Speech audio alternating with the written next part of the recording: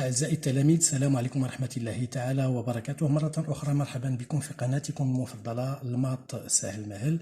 هذه المرة ما غاديش يكون درس ديال الرياضيات أو درس ديال الفيزياء، ولكن غيكون تمرين تطبيقي خاص بمادة الفيزياء، يعني فيما يخص الدرس الأول لو دون نوتخ انفيرونمون، اللي شفناه يعني في لا فيديو اللي فاتت. بالنسبة للتمرين يعني قبل ما نجي نبدا التمرين ما فيها باس ارجع للدرس نشوف الدرس، يعني راه كاينه لا فيديو تما اول فيديو في الفيزياء، نشوف الدرس بعدا باش ما نلقاش مشكل بالنسبه لهذا التمرين التطبيقي. اذا العنوان ديال الدرس هو لو دون نوتخ انفيرونمون، يعني الماء من حولنا او في المحيط ديالنا. هذه اول سلسله خاصه بالتمارين ديال الفيزياء، مازال ان شاء الله غادي نتطرق لسلسلات اخرى بحول الله، وكذلك حتى بالنسبه للرياضيات راه غادي نحط سلسلات بنفس الطريقه اللي درت لهادو. داكوغ، يلا حاولوا تاخذوا ورقه او ستيلو وتوجدوا راسكم ان شاء الله باش تبداو التمارين ديالكم. وحاجه اخرى اللي غادي نشير لها انه التمرين مثلا ملي كاين السؤال الجواب راه غادي نتطرق ليه، ولكن من الاحسن دير بوز لا فيديو تتصاوب التمرين وعاد باش ترجع لا فيديو. داكوغ، نعاود نقول لكم دير بوز يعني وقف لا فيديو حتى تصاوب التمرين، عاد باش ترجع كمل لا فيديو حيت كاين فيها التصحيح. داكوغ، حاولوا ما امكن ترجعوا للدرس بعدا تفهموه مزيان، عاد باش تجيو للتمارين وتبداو في الانجاز ديالهم على بركه الله. دونك اول تمرين premier exercice répondre par vrai ou par faux. répondre يعني اجيب par vrai ou par faux، يعني vrai هي بصحيح او خطا. اذا هذا عندك واحد الجمل تما 1 2 3 4 5. donc vous avez 5 phrases et vous allez bien sûr répondre c'est vrai ou bien faux. D'accord? Je lis la première phrase. Le passage de l'état liquide à l'état gazeux est appelé liquéfaction. Je répète, le passage de l'état liquide à l'état gazeux est appelé liquéfaction. يعني التحول ولا المرور من الحالة السائلة للحالة الغازية كيتسمى ليكيفاكسيون. واش هاد الجملة صحيحة ولا لا؟ هذا دابا راه تعريف ديال واحد الحالة، ولكن واش هي الليكيفاكسيون ولا لا؟ داكوغ. الجملة الثانية la phrase 2 le passage de l'état solide à l'état liquide est appelé fusion. Le passage de l'état solide à l'état liquide est appelé fusion. هادشي راه شفناه في الدرس السالف، كيف قلت لكم رجعوا للدرس حيت فيه التعريف ديال ليكيفاكسيون وكذلك الفيزيون ودوطخ. La phrase الثالثة c'est le nitrate d'argent qui permet de détecter la présence d'eau dans les aliments. C'est le nitrate d'argent qui permet de détecter la présence d'eau dans les aliments. يعني نيترات الفضة هي اللي كتعاوننا او كتساعدنا ولا كتسمح لنا باش نشوفوا واش الماء كاين في واحد الماده معينه وفي واحد الغذاء معين ولا لا، واش فعلا نيترات الفضه ولا كاين شي حاجه اخرى. Est-ce que c'est le nitrate d'argent qui permet de détecter la présence d'eau dans les aliments ou bien autre chose? Donc si le nitrate d'argent, vous allez marquer vrai. Si autre chose, vous allez marquer faux. D'accord? Donc أجيب بصحيح أم خطأ. Quatrième phrase. En présence d'eau, le sulfate de cuivre anhydre devient bleu. En présence d'eau, le sulfate de cuivre anhydre devient bleu. يعني التواجد ديال الماء، يعني ملي كيكون الماء في شي مادة معينة، le sulfate de cuivre anhydre devient bleu، يعني كبريتات ديال النحاس كيولي اللون ديالها ازرق. هي في الاصل اللون ديالها ابيض، ولكن ملي كتحط على شي ماده اللي فيها الماء او كتحتوي على الماء كتولي اللون ديالها ازرق. واش صحيحه ام خطا؟ اسكو سي فري او فو؟ La cinquième, l'ensemble des réserves d'eau sur la Terre est appelé hydrosphère. L'ensemble des réserves d'eau sur la Terre est appelé hydrosphère. يعني مجموع الخزانات المائية اللي كاينة على الكرة الأرضية كتسمى ليدروسفير. هل صحيح أم خطأ؟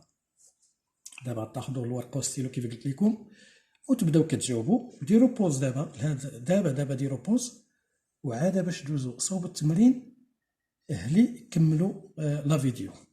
داكوغ، الله يوفقكم. يلا حاولوا، راه الاسئله راه سهله، راه غير تطبيق بالنسبه للدرس اللي فات. دونك باش يمكن نجاوبوا على هاد التمارين هادو يكفي نرجعوا للدرس ونشوفوا لي ديفينيسيون اللي كاينين عندنا، بحال لا ليكيفاكسيون هادي التعريف ديالها سي لو باساج دان ايطا ليكيد ا ان ايطا غازو، يعني التحول من واحد الحالة سائلة لحالة غازية، هذه هي الليكيفاكسيون. في التعريف اللي عاطينا لتما في الجملة le passage de l'état liquide à l'état gazeux est appelé liquéfaction. Donc c'est pas vrai, c'est faux. خطأ. العكس ديالها. Donc liquéfaction, la définition ديالها هي le passage de l'état gazeux à l'état liquide. ماشي de l'état liquide à l'état gazeux. إذا العكس ديالها. إذا الجملة الأولانية ماشي صحيحة. faux. D'accord. نشوفوا الثانية.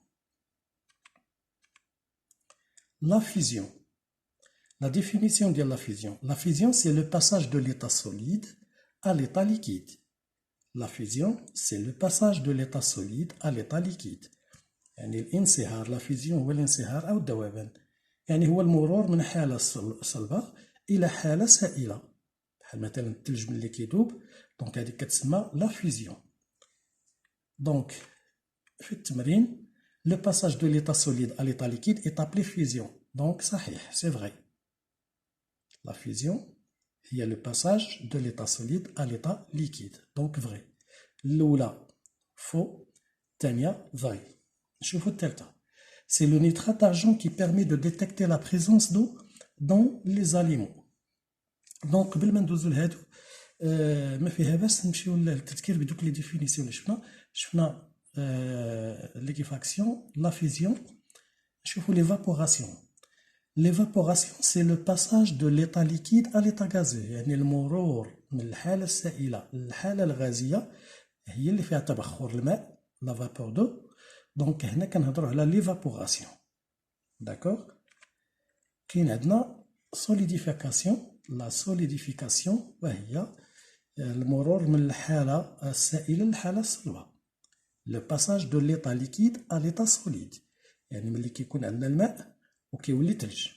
Donc le passage de l'état liquide à l'état solide. المرور من الحالة السائلة للحالة الصلبة. دونك هادو 4 ديال لي ديفينيسيون تحطوا لينا في هذاك التمرين جوج منهم اللي هي لا فيزيون وكذلك لا ليكيفاكسيون. الجملة الثالثة c'est le nitrate d'argent qui permet de détecter la présence d'eau dans les aliments. يعني نيترات الفضة هي اللي كتسمح لنا باش نتعرفوا على واش كيتواجد الماء في واحد لاليمون معين، في واحد المادة معينة ولا واحد الجسم معين أم لا. دونك إلا تذكرتوا بالنسبة في الدرس أو تطرقنا في الدرس ماشي نيترات الأرجون مي لا سلفات. لا سلفات دو كويفر انيدر. دونك الكبريتات النحاس هي اللي درناها في التجربه باش تعرفنا باش كنتعرفوا على الماء واش كيتواجد في واحد لاليمون معين. اذا ماشي النيترات ديال الفضه ولكن كبريتات النحاس. لو سلفات دو كويفر انيدر هو اللي كيتستعمل بور ديتيكتي لا بريزونس دو دون ان اليمون. داكوغ. دونك بور ديتيكتي من اجل باش نتعرفوا بور ديتيكتي او نكتشفوا او نتوصلوا لتواجد الماء pour détecter la présence d'eau dans un aliment, il faut utiliser le sulfate de cuivre anhydre et pas le nitrate d'argent. Donc faux. إذا خطأ ماشي صحيحة faux. En présence d'eau, le sulfate de cuivre anhydre devient bleu.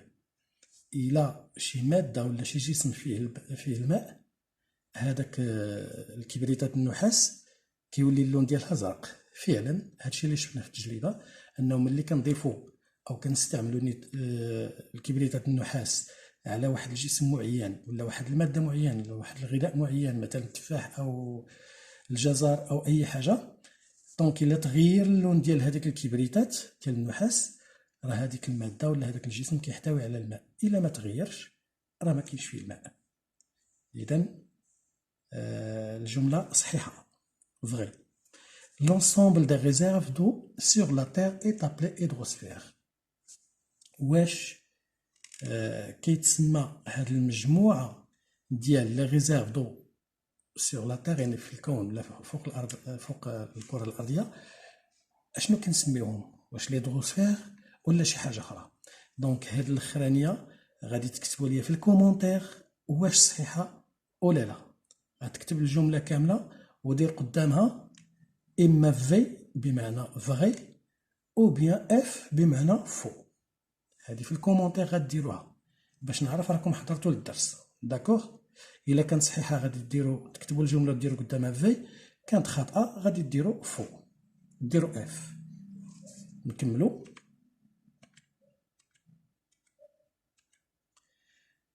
Exercice 2. Vous avez un tableau qui contient les trois états physiques de l'eau: état liquide, état solide, état gazeux. دونك هاد الطابلو هذا كاين عندنا على الشمال فيه الحالات الغازيه ديال الحالات الفيزيائيه ديال الماء: ليطا ليكيد اللي هي الحاله السائله، ليطا سوليد اللي هي الحاله الصلبه، ليطا غازو اللي هي الحاله الغازيه. وعلى اليمين في الجدول كاين عندنا بعض الكلمات، مثلا لاك اللي هي البحيره، غلاسون اللي هو الثلج اللي كلاس، نياج اللي هو السحاب، فابور دو بخار الماء، غوزي اللي هو الندى او الندى، بغوياغ اللي هو الضباب، جيفغ هو واحد الثلج اللي رقيق بزاف بحال الشكل ديال الجريحه، كيكون في الصباح مثلا ملي كنوضو بكري وكيكون الحال بارد كيكون هذوك سميتو لا جيفغ. لا غريل هو البرد او التبروري. لوسيون هو المحيط.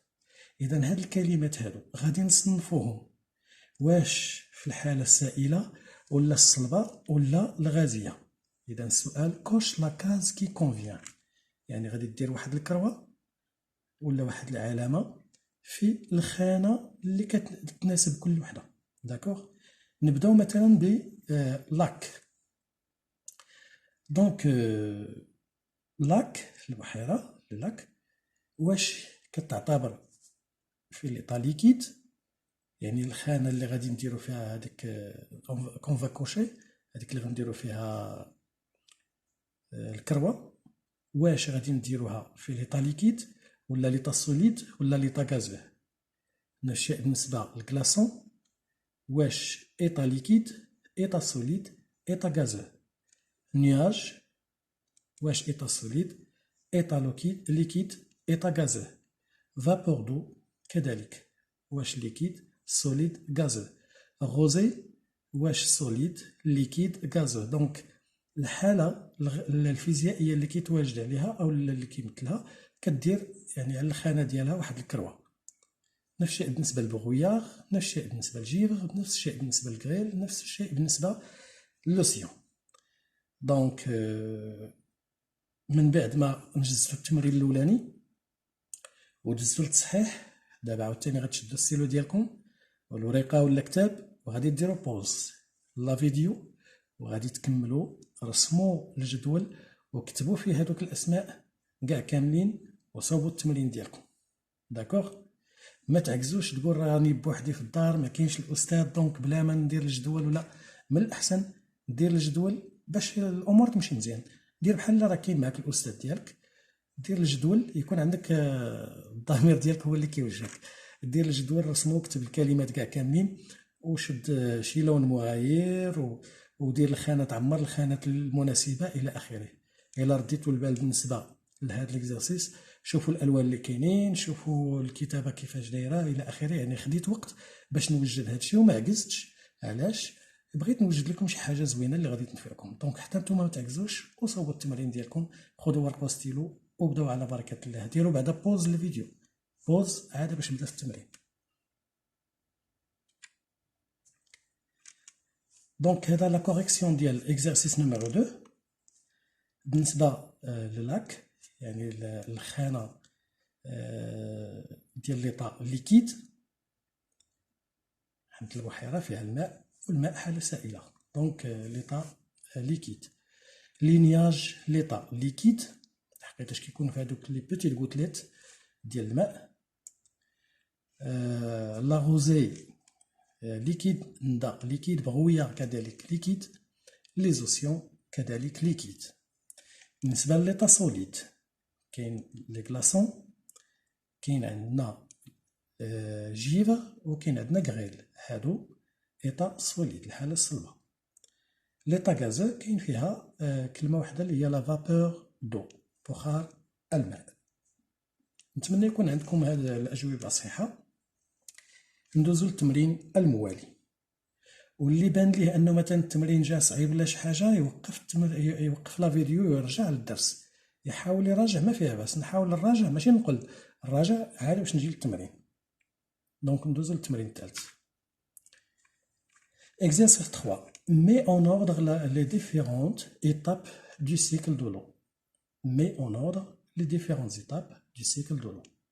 يعني نرتبوا هاد الجمل هادو. هاد الجمل هادو شنو كيمثلوا لينا؟ كيمثلوا لنا المراحل المختلفه ديالاش ديال دوره المياه. يعني شنو اللي كيوقع الاولاني، شنو المرحله الثانيه، شنو المرحله الثالثه، الرابعه، الخامسه في دوره المياه.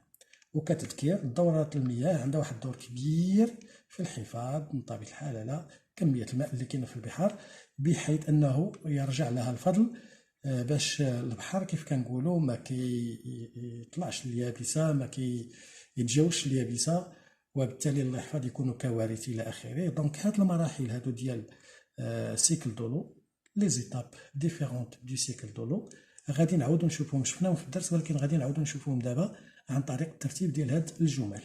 اذا الجمله الاولى لو دو بلوي رويسيل سور لو سول يعني الماء ديال المطر يعني كيتم غادي على شكل شنو كيقولوا لي رويسو دوك الجداول يعني فوق التربه.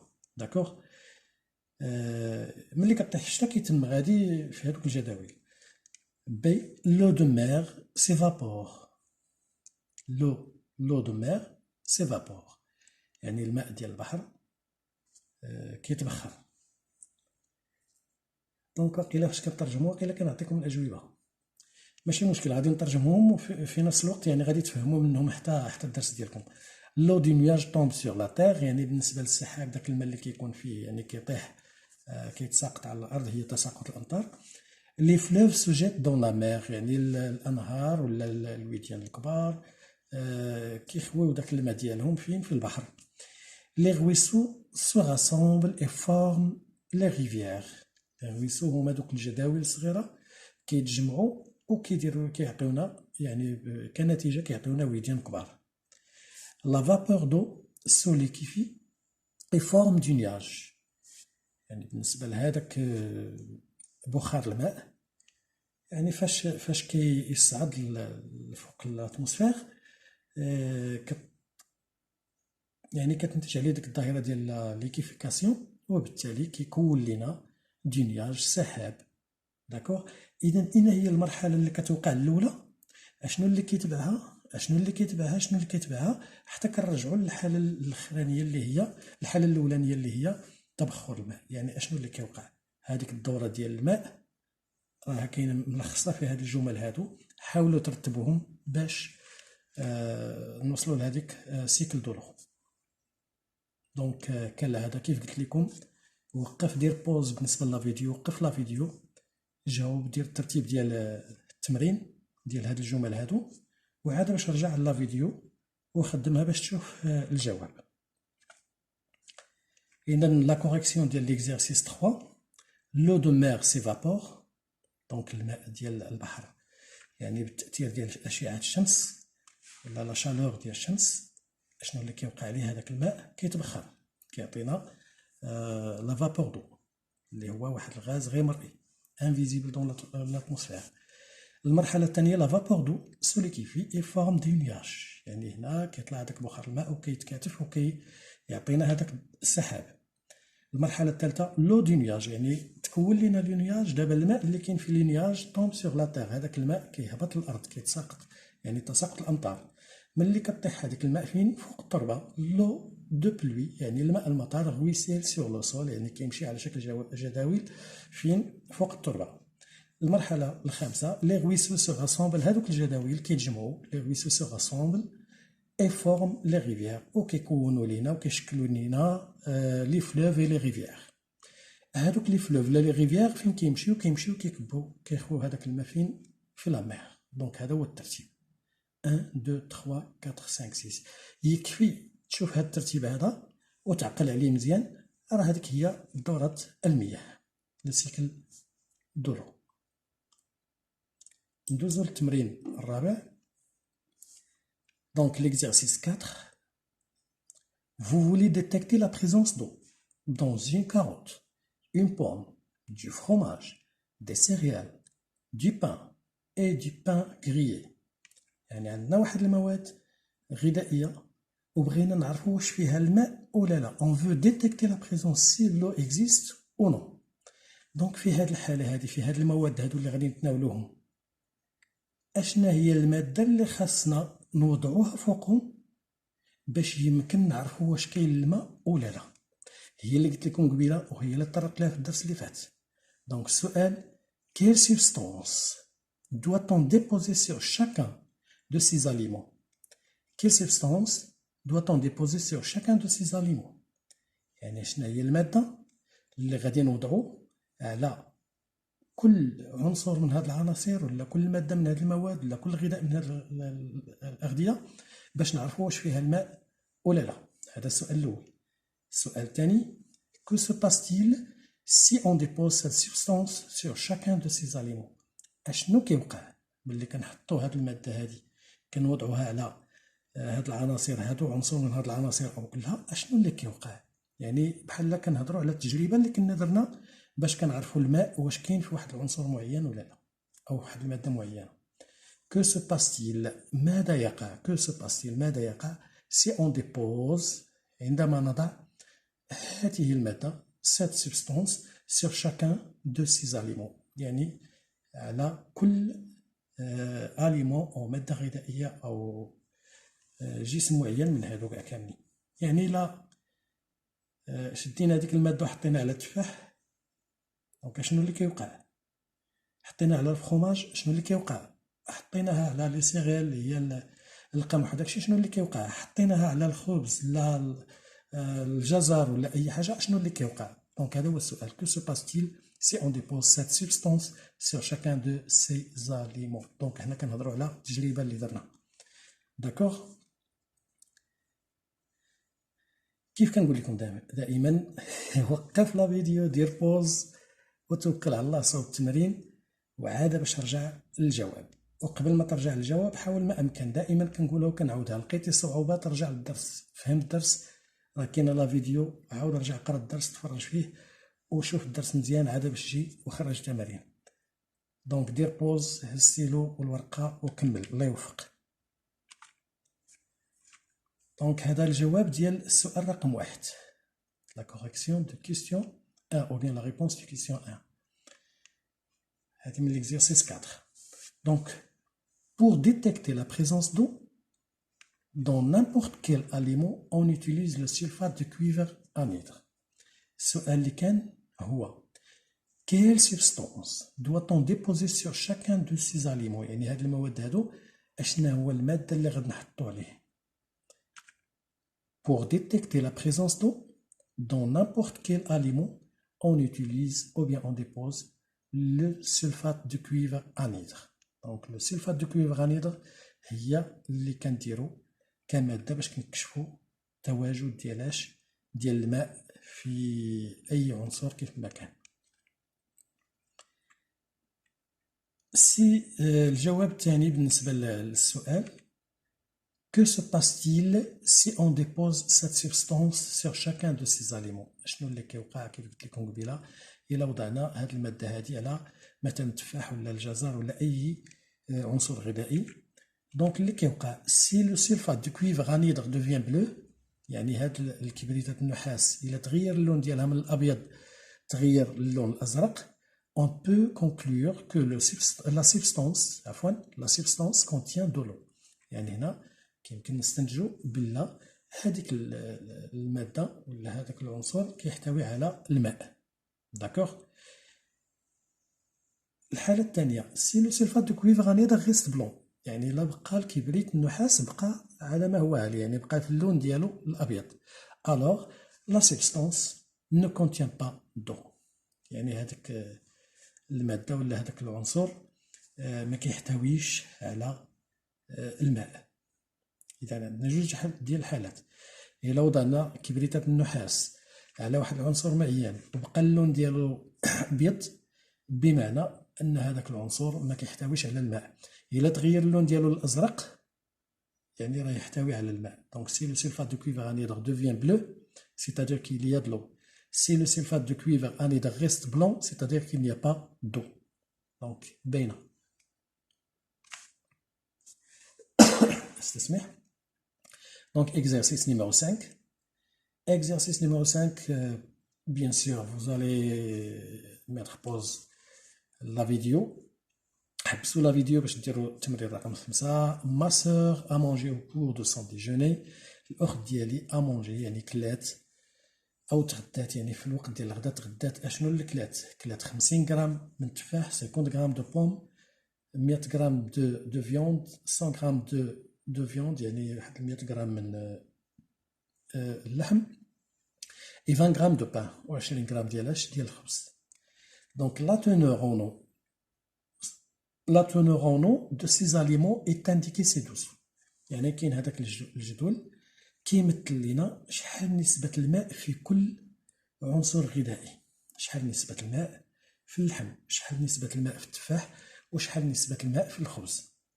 دونك بالنسبة لا تونور دو يعني الكمية اللي كيحتوي على هذاك العنصر يعني من الماء 70%، باغ اكزومبل اللحم 70%، التفاح 85%، الخبز 35%.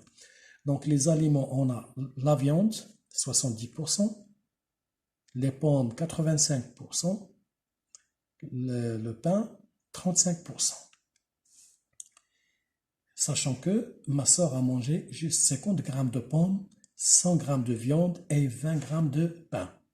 Donc notre question, calcule la masse d'eau contenue dans chaque aliment. Donc on va prendre par exemple la viande. On va calculer la masse d'eau qui contient. يعني نشدو كمثال اللحم، نشوفو شحال الكمية ديال الماء اللي كتواجد فيه، علما أنه كاينة فيه 70%. دونك 70% اللي كاينة ديال الماء فين؟ في لا فيوند. ولكن شحال كلينا ديال لا فيوند؟ شحال كلات الأخت ديالي؟ 100 غرام ديال لا فيوند، و لي بوم خدات 50 غرام، و لو بان خدات 20 غرام. دونك كالكولي لا ماس، احسب كمية الماء المتواجدة في كل عنصر معين. السؤال الثاني، quelle est la masse totale d'eau absorbée par Hajar, c'est ma petite sœur. Donc quelle est la masse totale d'eau absorbée par Hajar au cours de son déjeuner? Donc شنو هي الكمية الإجمالية أو الكلية ديال الماء اللي كتواجد في هذوك العناصر بثلاثة اللي خدات الأخت ديالي، أو اللي يعني خداتهم الأخت ديالي في الوقت ديال الغذاء ديالها. داكوغ. خدات اللحم وخدات التفاح وخدات الخبز 70%، 85%، 35%. إذا شحال حسبنا قبيلة النسبة ديال الماء في كل عنصر، دابا غنديرو المجموع ديال كلشي. داكوغ.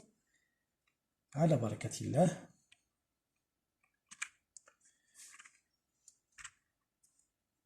دونك نسيت، دونك ديرو بوز لا فيديو وصوبوا التمرين عاد باش ندوزو للتصحيح.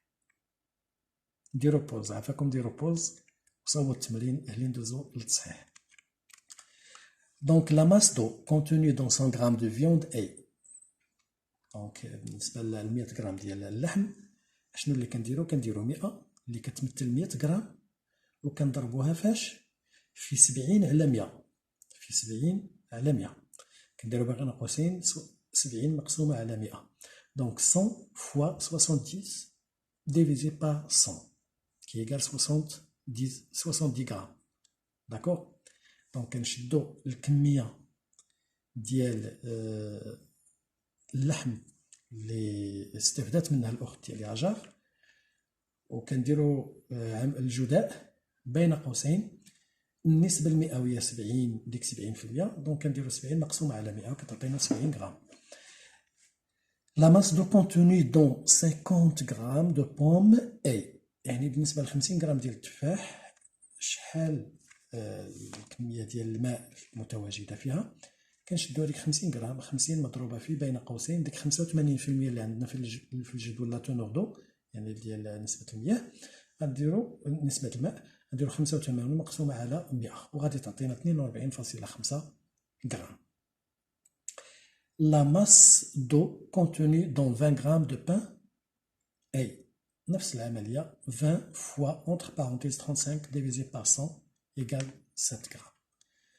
دونك هادو الأجوبة. بالنسبة للسؤال الأخراني اللي هو quelle est la masse totale d'eau absorbée par Hajar au cours de son déjeuner. دونك هذا غديرو في الكومونتير الجواب ديالو.